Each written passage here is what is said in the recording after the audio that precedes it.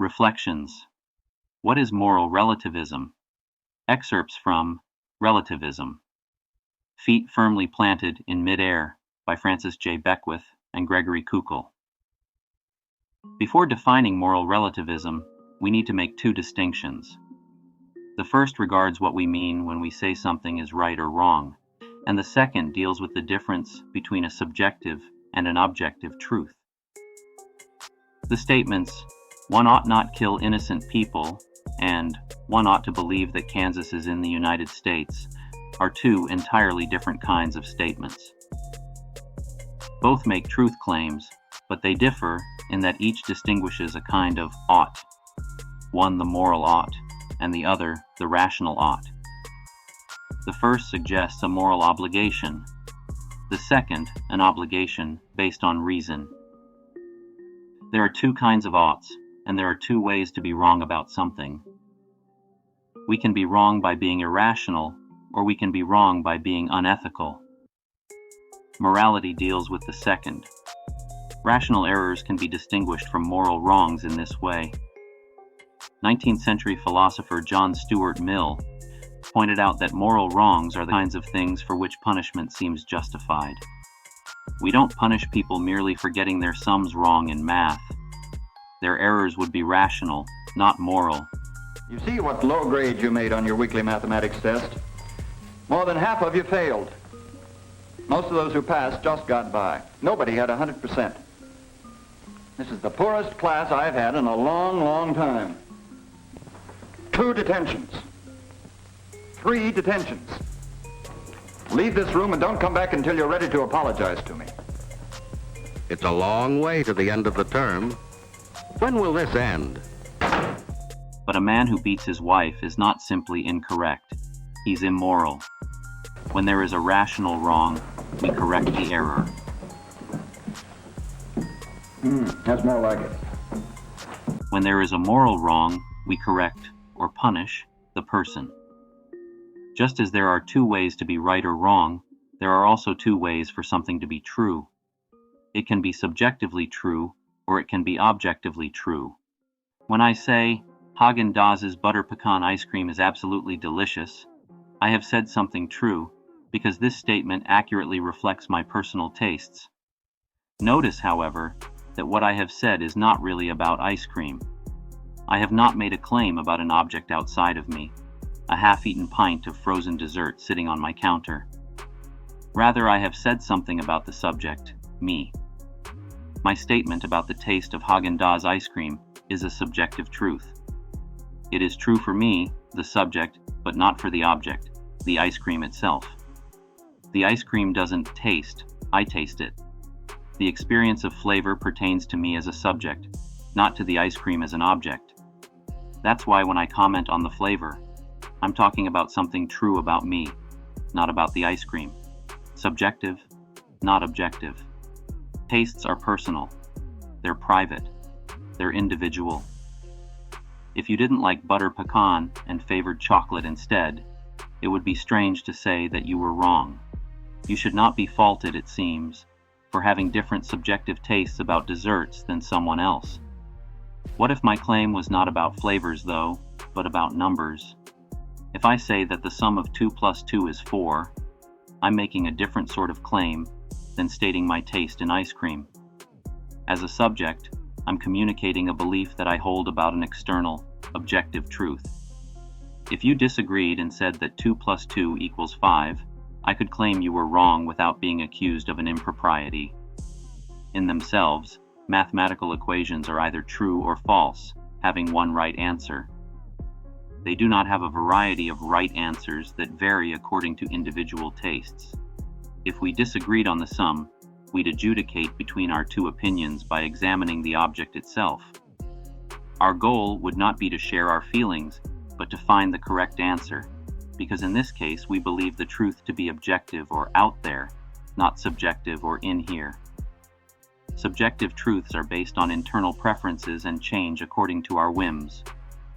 Objective truths, in contrast, are realities in the external world that we discover and cannot be changed by our internal feelings. External facts are what they are. regardless of how we feel about them. Building on our definitions of objective and subjective truth, we can now see that moral relativism is a type of subjectivism. It holds that moral truths are preferences, much like our taste in ice cream. The validity of these truths depends entirely on the one who says, "It's true for me, the subject, if I believe it." Moral relativism teaches that when it comes to morals, that which is ethically right or wrong, people do their own thing. Ethical truths depend on the individuals and groups who hold them. I was a sprinkles guy when I was younger with ice cream, so I appreciate this. You look like a sprinkles guy. What the f*** is that supposed to mean? I'm just... Believing that ethical truth is subjective, moral relativists therefore react to moral judgments about sexual behavior, for example, much as if someone said they were wrong because of their choice of desserts. Who are you to tell me what I ought to prefer? To them, the words ought and should are meaningless, because everyone's morality is equal. No one has a claim to a morality that is incumbent on others. Relativism does not require a particular behavior for everyone in similar moral situations. When faced with exactly the same ethical situation, I might choose one thing, but you may choose the opposite. Help! Help! He's having a heart attack! I just laid hands on CPR. I know what to do! Are you okay? Do you need some help? You call 911! You get an AED!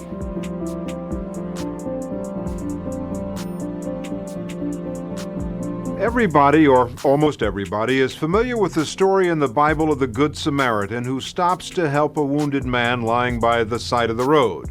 And most of us would like to believe we would do the same.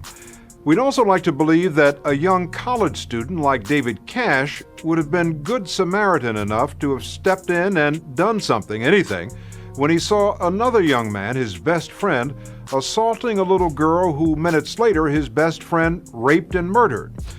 But for the past few months, David Cash has been the subject of nationwide outrage over his decision to walk away and not even report the rape and murder of 7-year-old Sharice Iverson. No universal rules apply to everyone. Moral relativism is contrasted with moral absolutism, which can mean different things. Minimally, moral absolutism holds that a moral rule is true, regardless of whether anyone believes it. It can't be created by personal conviction, nor does it disappear when an individual or culture rejects it. Even if ignored, objective moral rules still maintain their ethical force and are universally binding in all similar cases. Absolutists hold that moral rules are frequently self-evident in the same way that mathematical truth is self-evident. We don't invent morality, we discover it like we discover multiplication tables. Relativism as a moral system is revisionist because it seeks to redefine what it means to be moral, measuring it by a new standard. Classically, moral systems have had at least 3 characteristics. First, morality has been viewed as a supremely authoritative guide to action, trumping considerations of preference, taste, custom, self-interest, or individual fancy. Moral questions are among the most important we can ask, holding the highest priority in life. Second, morality includes a prescriptive code of conduct. It doesn't merely describe a state of affairs, it directs how things should be. Moral rules are action guides that carry with them a sense of obligation, defining how people ought to conduct themselves. These injunctions apply not just to actions, but to attitudes and motives as well. Third, morality is universal. Moral rules are not arbitrary and personal, but are public, applying equally to all people in relevantly similar situations. If a specific act is wrong for one person, then it is equally wrong for another.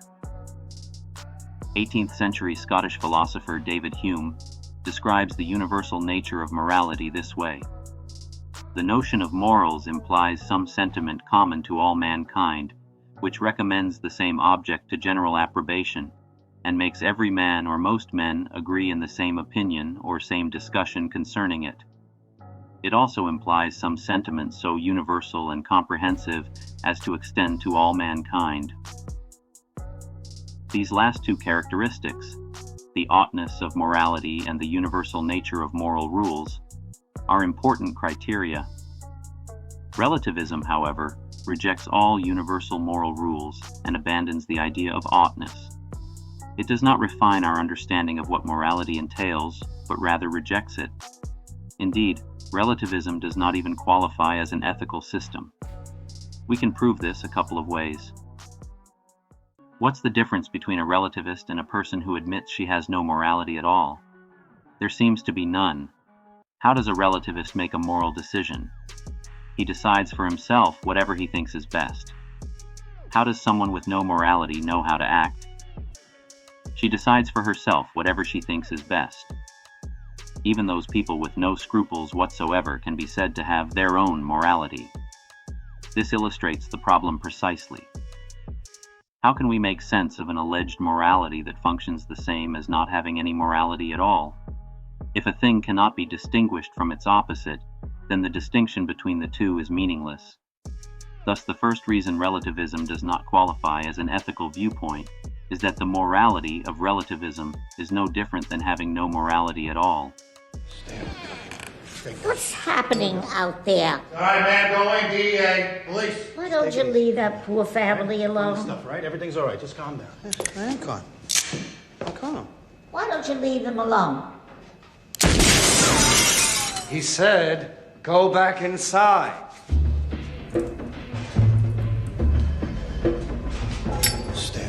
I think it's better if we go inside, all right? Last year, we purchased our first home. My husband and his cousins came over to renovate the house. And Paul seen them renovate, and he came across the street and introduced himself and allowed my husband to use one of his ladders. And then the rest is history. I like people. It's easy to like people. I always tell people, you got to work at being nasty, but it's easy to be nice. I worked in a plant with 5,000 people, and when they had a problem, it was get Paul. You can imagine what that's like. Another way to assess the validity of a moral system is to see what kind of person it produces.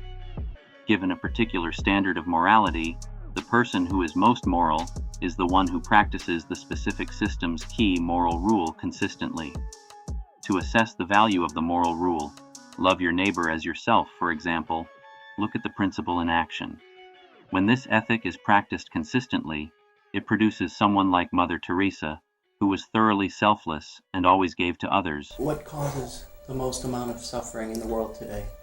Want of prayer, want of union. Because family that prays together stays together. And if they stay together, they will love each other as God loves each one of them. That's why prayer is very, very important for everybody. For everybody. Because we have all been created for greater things, to love and to be loved. And so we must help each other to come as close as possible to God, but through our prayer. And for that we need humility. That's why difficult also nowadays prayer, the cause of pride, no? And Jesus said very clearly, learn of me, because I am meek and humble of heart. The moral system is validated by the kind of moral hero that results. The consistent practice of the morality of nonviolent passive resistance results in a Mahatma Gandhi. The moral principle requiring perfect obedience to the Father in heaven found its most sublime expression in Jesus of Nazareth. In each case, the quality of the moral hero, the one who most closely lives the ideal, indicates the quality of the moral system. What kind of moral champion does relativism produce? What is the best that relativism has to offer? What do we call those who most thoroughly apply the principles of relativism, caring nothing for others' ideas of right or wrong, those who are unmoved by others' notions of ethical standards, and instead consistently follow the beat of their own moral drum? In our society, we have a name for these people. They are a homicide detective's worst nightmare. The quintessential relativist is a sociopath, one with no conscience. This is what relativism produces. Something is terribly wrong with an alleged moral point of view that produces a sociopath as its brightest star. This is another reason relativism does not qualify as an ethical viewpoint. Relativism does not stand in any great moral tradition. Rather, it has been universally rejected by all. The supreme moral teachers of all time, Moses, Jesus, the Apostle Paul, Buddha, Aristotle, Gandhi, Martin Luther King Jr., have all condemned this view. Relativism simply is not a moral point of view. Its morality is no different than having no morality at all. Its moral hero is a sociopath, and it has been opposed by every moral tradition. Those who are relativists have no morality. Some people will object to this characterization because they wish to keep the label moral regardless of their ethics. How dare you say I have no morality? They protest. I have a morality. I do whatever I please. That's my morality. That's our point. Those who are relativists do whatever they want, and doing whatever one wants is not morality. Morality is doing what's right, not necessarily what's pleasant. One of the most entrenched assumptions of relativism is that there is such a thing as morally neutral ground, a place of complete impartiality where no judgments or any forcing of personal views are allowed. Each person takes a neutral posture toward the moral conviction of others. This is the essence of tolerance, the argument goes. Moral neutrality, though, is a myth, as the next illustration shows. Faye Wattleton, the former president of Planned Parenthood, wrote the following piece: Self-definition, morality. Like most parents, I think that a sense of moral responsibility is one of the greatest gifts I can give my child. But teaching morality doesn't mean imposing my moral value on others. It means sharing wisdom, giving reasons for believing as I do, and then trusting others to think and judge for themselves. My parents' morals were deeply rooted in religious conviction, but tempered by tolerance, the essence of which is respect for other people's views. They taught me that reasonable people may differ on moral issues, and that fundamental respect for others is morality of the highest order. I have devoted my career to ensuring a world in which my daughter, Felicia, can inherit that legacy. I hope the tolerance and respect I show her as a parent is reinforced by the work she sees me doing every day, fighting for the right of all individuals to make their own moral decisions about childbearing.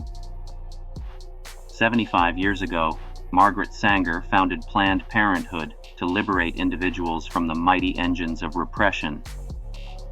As she wrote, the men and women of America are demanding that they be allowed to mold their lives, not at the arbitrary command of church or state, but as their conscience and judgment may dictate. I'm proud to continue that struggle, to defend the rights of all people to their own beliefs, when others try to inflict their views on me, my daughter, or anyone else. That's not morality. It's tyranny. It's unfair, and it's un-American. This is impressively and persuasively written, one of the finest expressions of this view available in the space of 5 short paragraphs. It sounds so sensible, so reasonable, and so tolerant, but there's a fundamental flaw. Wattleton's assessment is based on the notion of neutral ground, a place where one can stand that implies no moral judgment. Wattleton is not neutral, however, as her own comments demonstrate. In her article, Wattleton in effect argues that each of us should respect another's point of view. She then implies, however, that any point of view other than this one is immoral, un-American, and tyrannous. If you disagree with Wattleton's position that all points of view are equally valid, then your point of view is not valid. Her argument self-destructs. In fact, Wattleton seeks to impose her own absolute on other people. Fundamental respect for others is morality of the highest order. This is a personal moral position she strives to mandate politically. She writes, I have devoted my career to ensuring a world in which my daughter, Felicia, can inherit that legacy. What legacy? Her point of view. How does she ensure this? By passing laws.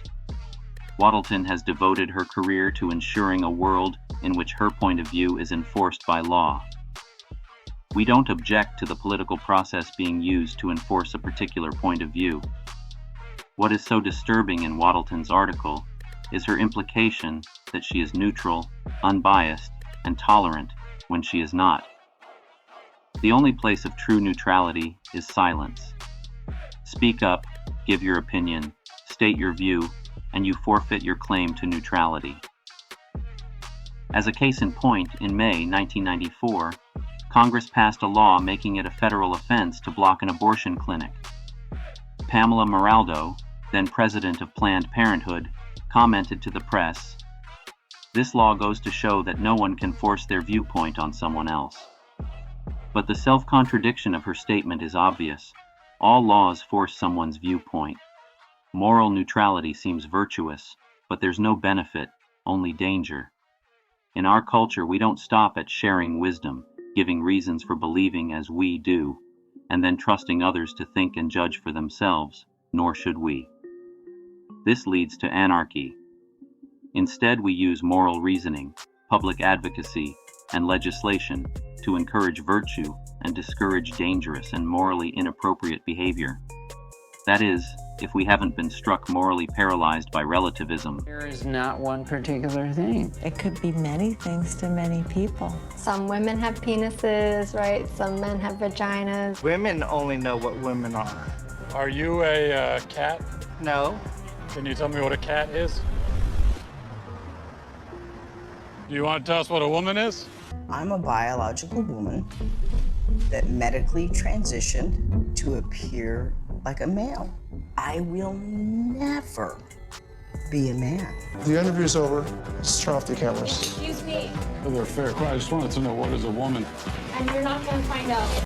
I am a woman. I just became a woman. It's just like, are you f***ing kidding me? Relativism today has produced a profound moral illiteracy.